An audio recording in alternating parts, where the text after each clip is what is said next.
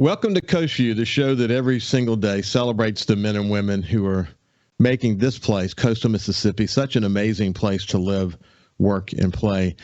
You know, I could literally talk about this every day. The string of guests that we've had on the show have just been remarkable and incredible. The commitment they make to this community, the contributions they make through their businesses or through their contributions in their professional worlds is really inspiring. And certainly have had a string of them recently. I want to just kind of bring your attention to one that's coming up Monday. It's with Jeannie Lucky. Jeannie's story is one about overcoming the odds and about perseverance. And I really I really look forward to having that conversation with Jeannie. She's just a terrific leader. And we'll get to see, her story.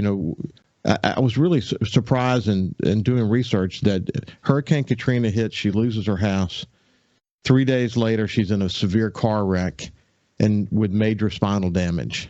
And she is her spirit is an amazing spirit, and what she's done to come back and contribute to this community, not really across the state and even nationally, has been something to behold. So I look forward to that conversation on Monday. Hey, today we have, of course, Jeff Duncan in the first half of the show, and then Craig and Shari Davis coming up in the second half of the show. They have the bootleg Howe in Biloxi, and of course the Jackson Pearl in Ocean Springs, and they came here from California. And they've really put their anchor down here and invested heavily and have so many entrepreneurial efforts that they're involved in. And they're just terrific people, and I look forward to that conversation coming up in the second half. So with all that said, let's turn to my friend Jeff Duncan, the columnist and writer, award winner for NOLA.com and the Times-Picayune. He's written the books with a plural on the Saints. And he's my friend. We worked together when we were in New Orleans together. And he's a regular here on Coast Vue. So it's great to have you back, my friend. Great to be back, Ricky. Let's get into it. Yeah. So where are you sitting right now? It's a bit different background. I'm in Scottsdale, Arizona. Good for you. Not far. Hey, I'm not far from the Waldorf Astoria Biltmore Hotel. I'm not in the Biltmore Hotel. I don't think we can afford that, but it's not far away. I know this area really well because the NFL owners, when they have their West Coast meetings, they almost always have them out here at the Biltmore Hotel in Scottsdale. So I've been out to this area a bunch of times for owners meetings. Yeah. So look, here is a bit of a disclaimer. We're actually taping this on Thursday. It's not going to play until Friday, unfortunately. So we'll keep that in mind as we go through the conversation. It will, the game will have been played by the time this gets done, but we'll talk a lot about what you expect to see in the game and sort of some of these storylines that are rolling out of this. So, it's been an interesting season, as you and I were talking about before we came on the show. The Saints could easily be 5-1 right now. And, I hope by the time this airs that fans are happy they won and that they're teetering, as you said before we started the show, they're teetering toward winning instead of losing. But how do you read what you see these days? Well, there's a lot of factors that go into this disappointing start. I mean, they just haven't played well as a team yet. I think they've finally kind of found their identity on offense. Like we said, even way back in preseason, I think I've told you a few times, this isn't going to be some high-flying Drew Brees passing attack. That's just not how this team's built. They're going to be a run-first team with a balanced offense, trying to use the passing game to move the chains. Every once in a while, take a deep shot. But they've found their identity offensively, even without all the offensive stars that they've been missing, especially at the receiving position. But defensively, they're still kind of trying to figure things out, and that's what's been the biggest surprise is they've not played dominant defense like we all thought. And it's all it takes, Ricky, is just that little, be off just a little bit in this league, as competitive as it is, and you can end up being 2-4 instead of 4-2. And that's kind of where the Saints were going into that Arizona game. And I think there's no reason for this team to panic. They've got a lot of guys hurt that I think they'll get back during this. It's almost like a mini bye week after the Arizona game, because you play early on a Thursday. You've got like a long break after that. before they play Las Vegas, or Baltimore, I should say. So they've got a chance to get some of these key players back. Mike Thomas, Marshawn Lattimore, Jarvis Landry. I mean, Andres Pete is out now. Adam Troutman, their tight end, is out now. They're missing basically 7 offensive starters on offense. I mean, it's hard to beat anybody when you're missing that many players on one side of the ball. So they've been in these games. They've made just enough key mistakes to lose them. And they've got to start kind of making those plays that win the games, because they're not good enough to just come in and overcome mistakes. Let's look back for a second at the Bengals game. You said going into that game that the single most important person on the team going into that game was Marshawn Lattimore. And, of course, he wasn't ready. He's not ready again tonight. So you really believe that had he been in that game, it would have been a different outcome? Well, for that game especially, because the Bengals' strength is the receiving core. Now, every team's not built like the Bengals are, but the Bengals, they have 3 great receivers. Jamar Chase, T. Higgins, and Tyler Boyd. And not only was Lattimore out, but I don't think people realize, like, this rookie that the Saints have, Alante Taylor, now he's back, and he should be playing Thursday night. They're very high on him. He's a big physical athlete. He fits exactly the way the Saints like to play defense in the secondary. He was out as well. And then P.J. Williams, who I know is not like a dominant player at this stage of his career, but he's a very solid, dependable safety that plays in their dime packages when they go to 6 defensive backs, which they would have played a lot against the Bengals. He was out. So they were really down to players like Chris Harris, who, Ricky, he wasn't even on the team 2 weeks ago. This is a veteran player who was a very good player back in the day, but he walks in off the street, and Cincinnati went right after him on a lot of plays. And that's just how the NFL is. It's merciless. And they got, I think, close to 100 yards just on Chris Harris. I mean, he's not up to it right now at that level. He could probably play against most receivers, but these were elite receivers. So it just had a really detrimental effect on how the Saints could defend. And we saw over the course, they hung in there, but over the course of 4 quarters, eventually the dam was going to break, and it did. Well, I had this feeling on the offensive side of the ball that, when we kicked 1 field goal, then a second field goal, then a third field goal, I don't like where this is going. We'll come back to that in a second. But let's stick with defense for a second. I saw them on the defensive line. They were doing stunts and all. They were trying all kinds of things to get pressure on the quarterback. And they had some success there, but boy, there were lots of times when that pocket just stayed strong.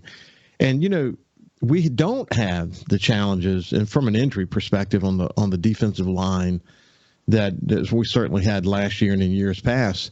And that's supposed to be the single strength for the team, and it just hasn't been. So what's your story on that?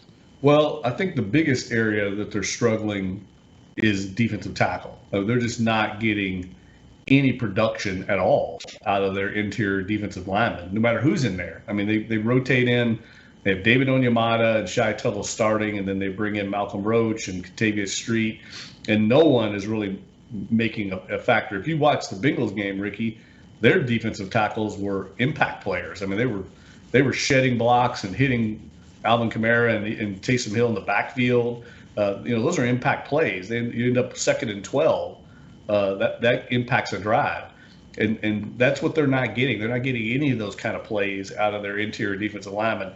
I know the glory positions of the ends, I think Cam Jordan and Marcus Davenport are playing fine. I don't think there's anything to be concerned about there. They don't get much out of their backup ends right now, and they really need Peyton Turner to come back. I think he's back now healthy, but it was a first-round draft pick, and they're just not getting much out of him either because he's been hurt almost his entire career. So those things certainly are hurting this team. You're exactly right. It starts up front. The Saints have to be good up front on defense to be what they want to be. Yeah, especially Onyemata. You think about all the preseason hype surrounding him and getting him back. I know that he was, he didn't practice with the team, a lot coming into the season. So what is there a chance? Of course, just to remind our listeners, Jeff and I usually try to talk at least before the game, and in this case, he was traveling, so we're actually talking to him from Scottsdale. The game will have already played by the time this comes up. So this is Friday, of course.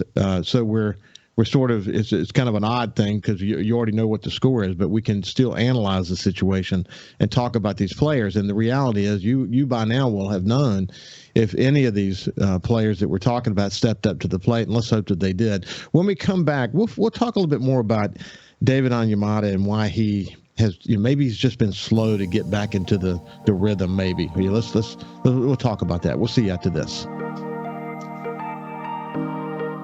Welcome back to Coast Vue. I have my friend Jeff Duncan from NOLA.com and the Times-Picayune. And like I said, when we went to break, we're talking to him. He's in Scottsdale. This is Thursday, but we usually record the show with Jeff about 24 hours ahead of time. And in this case, we have a Thursday night game, and we're not scheduled to have him on the show until Friday. In the future, we'll see what we can do to resolve that, but he would have been traveling. It just wouldn't have worked anyway. So it is where it is. We can certainly reflect on the overall situation related to the Saints today. In fact, I'm about to pin Jeff down because he talks about there being two desperate teams, which team comes out on top. We'll get there in just a second. But when we went to break, we were talking about David Onyemata and his slowness to sort of be the dominant player we expected. What's your read on that? I think he's been a very big disappointment. I don't think there's any way to sugarcoat it, Ricky. He hasn't really been the same player since he came back from that suspension last year. If you remember, he missed the first 6 games of last season for violating the league's performance enhancement drug policy, and he just hasn't been an impact player anymore. Now, maybe are those things related? I don't know, but he definitely has not been that guy. And I think that the Saints will definitely be in the market to upgrade their defensive tackle position next season. The problem is they got to live with it right now, what they've got. There's a reason that Dennis Allen and a lot of the defensive coaches were pushing really hard for this past draft. A lot of them wanted to draft Jordan Davis, the big defensive tackle from Georgia. He ended up getting drafted by the Eagles, but I know the Saints were very high on him because I think they felt like that the upgrade in their interior defensive line. And now I see why they were interested in him, because they definitely need an upgrade there. It's one of the weak spots on this team, and I don't want to put everything on them, but they're just not getting much out of it. I think the Bengals game, all 4 of their defensive tackles combined made 1 tackle and no other plays in the game. I think one of them had 1 pressure. You've got to get more out of those 2 positions. Right now, they're just not getting much out of it. And maybe they step up against Arizona and start turning things around, because the Saints definitely need it. Yeah, it's really frustrating knowing that is supposed to be a real plus for the Saints. To watch the defensive line get blocked pretty effectively, and give a quarterback way too much time to think about it. And then when you've got challenges in your secondary and some of the best receivers in the league on the field, it's like watching in slow motion what probably is going to happen. And it's just, when that pressure's not there, it ain't good, is it, buddy? Well, in defense, Joe Burrow, I think his average time to throw against the Saints was 2.5 seconds. That was like the 5th fastest in the league. He makes quick decisions, gets the ball out pretty darn quick, especially for a young quarterback. So I think that was also part of the plan. They get the ball out quick. Now that also goes back to coverage. If the guy's covered, you can't get the ball out as quick. So they were having troubles in both phases. But those guys being the Bengals, Joe Burrow, Jamar Chase, they do that to a lot of people. They're really good players. Jamar Chase is, I'd say, one of the 5 best receivers in the league, if not better. And the Saints, when they don't have Marshawn Lattimore, they're just not going to have anybody who can match up with that guy. And then, like I said, the other injuries, it's just difficult to overcome in a game like that where you have great receivers. If the Saints were playing, the Carolina Panthers in that game, they would have been able to hang in a lot better because they don't have a Jamar Chase on the Panthers. Yeah. Okay, so this is what this in a way this kind of pins you down because one of the things that you wrote about this week as we sort of switch the chapter over to the offensive side, one of the things you wrote about was that you were concerned, really concerned about what I just said a few minutes ago about these consecutive field goals and not being able to get into the end zone. And you felt like that was a pretty compelling case for Jameis Winston. And so, so looking, okay, this is Friday. We're recording this on Thursday. We're going to look back at last night. What do you think we will be talking about today as it relates to Jameis Winston? Well, here's what I was trying to get across in that column, and I think people misread it a little bit. Like, I don't think Jameis Winston or Andy Dalton, honestly, is the long-term answer for the Saints quarterback position. So I'm not saying Jameis Winston is, the answer there. I think the Saints kind of know what they've got. I think they know what they've got in Andy Dalton. But that into that game, I turned late in that game when the Bengals got it to 26-24 with 3:40 left. I turned to my colleagues and I said, either Andy Dalton's either going to win that job permanently right now or he's going to lose it, because the game was in the Saints' hands. They had a 2-point lead with 3:40 left. They get 2 first downs, the game's over. And they couldn't do it. Not only could they do it, they got 2 drives and they couldn't do it. And to me, it looked like, one, Andy Dalton was afraid to try and throw the ball down the field or couldn't, and he's too limited at this stage of his career. Jameis Winston has his own issues, but one of them is not physically being able to throw the ball. And when he's healthy, what we saw from him last year, I think, is the best version of what the Saints can get at quarterback. Now, we didn't see that this year, but how much of that is due to his injuries? That's what I think people are confusing, right? They're seeing what Jameis did in the Carolina game and the Tampa game, and I think they're saying, we don't want that. We want Andy Dalton, and I get that. But I think when Winston is healthy, he gives them a better option at quarterback, because he gives them a puncher's chance of making a big play, like the end of the Atlanta game, the opener. The long ball to Jarvis Landry, and that's a throw that Andy Dalton can't make.